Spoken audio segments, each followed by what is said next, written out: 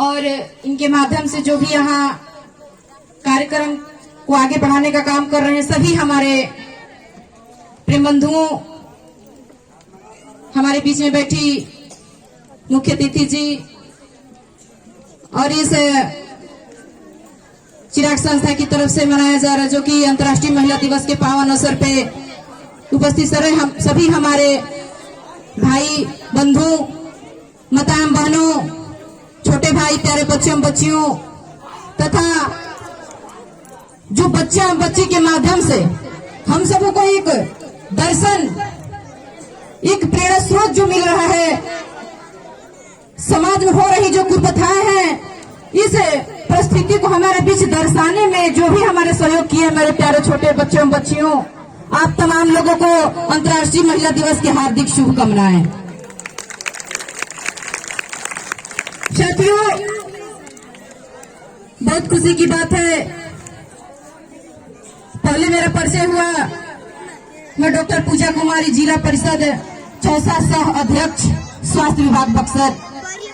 मैं आप लोगों के बीच आकर के आप लोगों को मैं इन बच्चियों के माध्यम से जो रास्ता दिखाया गया है, जो समाज में उपस्थिति को दर्शाया गया है, मैं उन पे ही विचार करूंगी। सबसे जरूरी है महिला सशक्तिकरण। महिला सशक्तिकरण होना अति आवश्यक है, क्योंकि हम सुनते आ रहे हैं कि पहले से महिलाओं को बराबर की दर्जा देते आ रहे हैं लोग, यानी कि लोग भगवान का भी नाम लेते, उसमें भी महिलाओं को सामान्य दर्जा की जो बात कहते हैं। लेकिन मेरा मानना है कि उस समय से लेकर के जो भी हमारे पीछे वाला समय था, महिलाओं का कभी सम्मान और बराबरी का अधिकार प्राप्त नहीं हुआ था। मैं आप लोगों को बीच बता देना चाहती हूँ कि एक शख्स है जिनकी बदौलत हम हर जाति की महिलाएं समाज में निकल करके बराबरी का शिक्षा पाने के लिए हम लोग आगे बढ़े। वो शख्स का नाम है डॉक्टर B.R. अम्बेडकर साहब। अगर डॉक्टर बाबा साहब नहीं होते तो हम वो महिला किसी जाति की हो। अगर बाबा साहब नहीं होते तो हम महिलाओं का पढ़ने का अधिकार नहीं होता। अगर माता सावित्रीबाई फुले नहीं होती, फातिमा शेख नहीं होती, तो हम महिलाओं का पढ़ने का अधिकार नहीं होता। और जब पढ़ने का अधिकार नहीं होता तो हमें समानता का अधिकार भी नहीं मिलता। धन्य हमारे बाबा साहब, जिनकी बदौलत हर महिलाओं को पढ़ने का अधिकार मिला। यहाँ तक कि राजनीतिक क्षेत्र हो, आर्थिक क्षेत्र हो, सामाजिक क्षेत्र हो, हर क्षेत्र में महिलाएं पुरुषों से कदम मिला करके आगे बढ़ते निकलती चली जा रही है। महिलाओं की कड़ी में आप लोग कल्पना चावला का नाम सुने होंगे, इंदिरा गांधी का नाम सुने होंगे, बहन मायावती का नाम सुने आप लोग। ये सब महिलाएं हैं।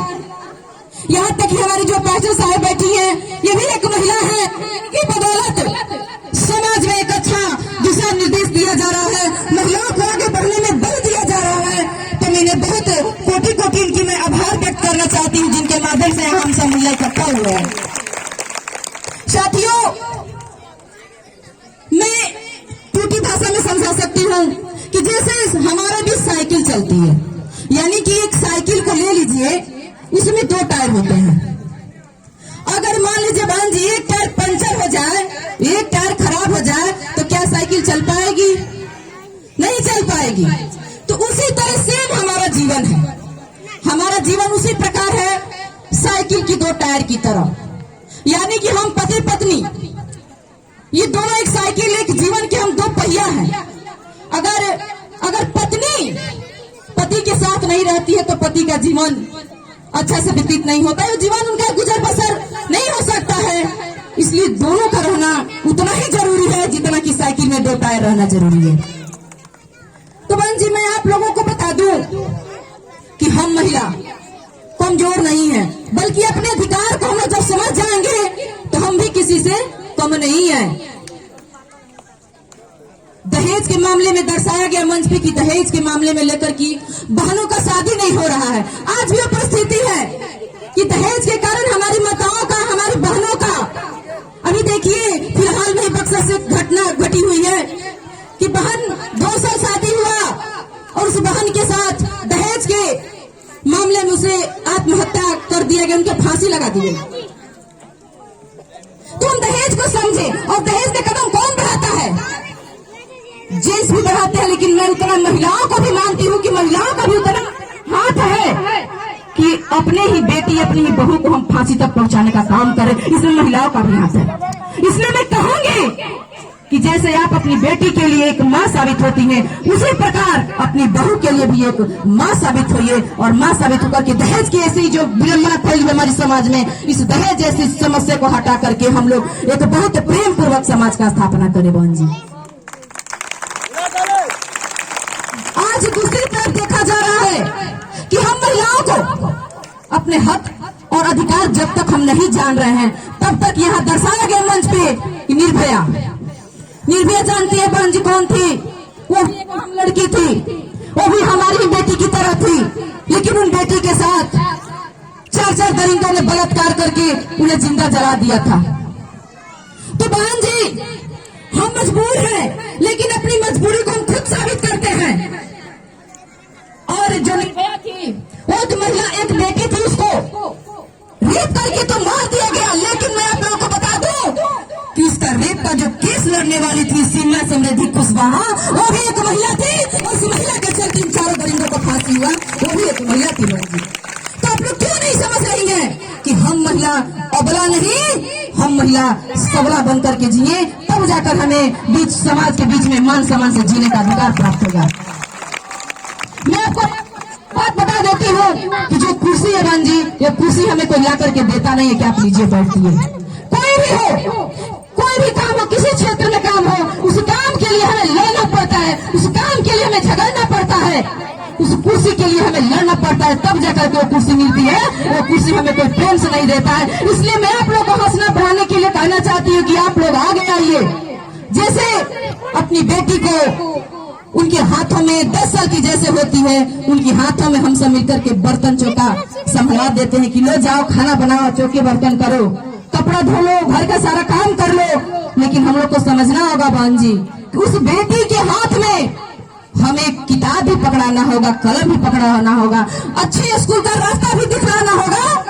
अगर वो बेटी अच्छा स्कूल में जाकर के आपकी अच्छे किताब से पढ़ लेती है, तो वही बेटी एक दिन आपके बीच CO, BDO, DM, collector, SP, प्रधानमंत्री, मुख्यमंत्री, यहाँ तक कि हमारे देश की सबसे सर्वोच्च पद है राष्ट्रपति बनकर के आप लोगों के बीच बैठने का काम करेगी वही बेटी। इसलिए आप लोगों ने महिलाओं को शिक्षा देने के लिए आप लोग आगे आइए, अपनी बेटी को शिक्षा देने के लिए आगे आइए। शिक्षा बहुत जरूरी है बहन जी। जब तक शिक्षा हमारे बीच नहीं रहेगा, हमारे मन में नहीं रहेगा, हमें ज्ञान नहीं रहेगा, तो हम कहीं नहीं लड़ पाएंगे। यहाँ तक कि देख लीजिए, अगर जो थोड़ा मोड़ा पढ़ लिख गया है, जेंट्स या महिला हो, अगर वो हमारे साथ कोई भी घटना घटती है, अगर हम लोग थाने में जाते हैं बहन जी, तो थाने में हमारी कानूनी कार्रवाई नहीं हो पाती है, एफआईआर नहीं लिखा जाता है। जानती है, वहाँ जो थाना प्रभारी होता है चिट्ठे का चिट्ठा पूजा दिखला देता है कि जाओ तुम्हारा एफआईआर दर्ज हो गया है। लेकिन अगर हम पढ़े लिखे रहेंगे तो चिट्ठी पूजा को पढ़ के देखेंगे कि हमारा सही में एफआईआर लिखा गया है कि नहीं लिखा गया है।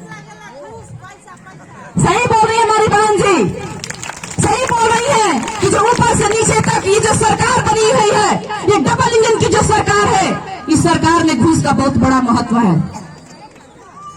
इसलिए मैं कहूंगी कि इस घूस को हटाने के लिए, अपने अधिकार को समझने के लिए, जब तक अपने हक अधिकार को, बार बार मैं रिपीट करती हूँ कि जब तक अपने अधिकार को नहीं समझेंगे, तब से हमें नीचे से ऊपर घूस देना पड़ेगा, और तब पर भी हमारा सही ढंग से काम होने वाला नहीं है। इसलिए अपनी बेटी को शिक्षा दीजिए, अपनी बहन को शिक्षा दीजिए।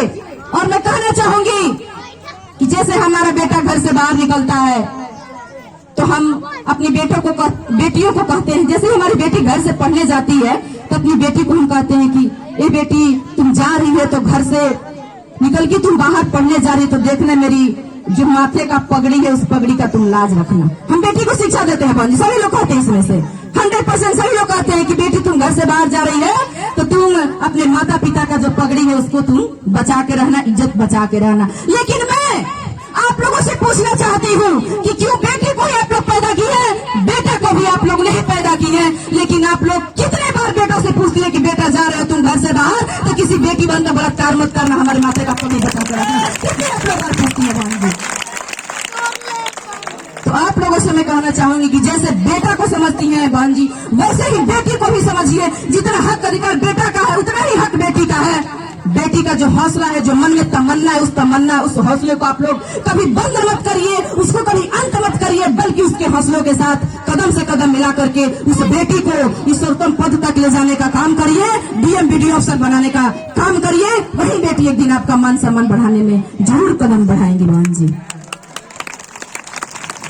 साथियों, मैं ज्यादा कुछ न कहते हुए मैं आप लोगों की लास्ट में की बात कहती हूँ कि देखिए, कोई भी काम करने से पहले हमें उस काम करने से पहले, उस मंजिल को पाने से पहले उस मंजिल को टारगेट करना होगा।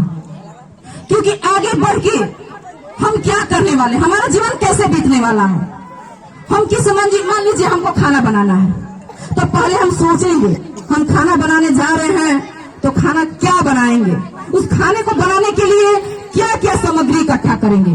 तो जो खाना हुआ मेरा मंजिल हुआ, और जो सामग्री हुआ वो रास्ता हुआ। यानी कि खाना को बनाने के लिए उस सामग्री को इकट्ठा करेंगे तब जाकर के हमारा खाना बनेगा।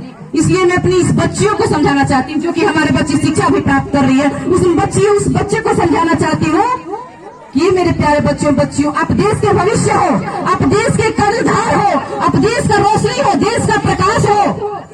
आप लोग पढ़ लिख करके एक मंजिल तय करिए कि हमें उसी मंजिल पर जाना है, और उस मंजिल को प्राप्त करने के लिए आप लोग कर्म करिए, पढ़िए लिखिए, तब जाकर उस मंजिल को प्राप्त करिएगा। मंजिल दूर नहीं होता, बशर्ते कि मन में हौसला रहना चाहिए उस मंजिल को प्राप्त करने के लिए।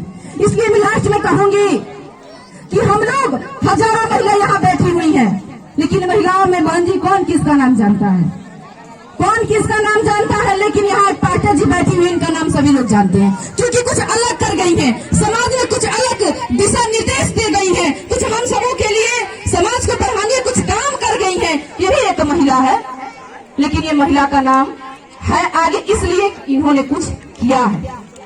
इसलिए मैं कहूंगी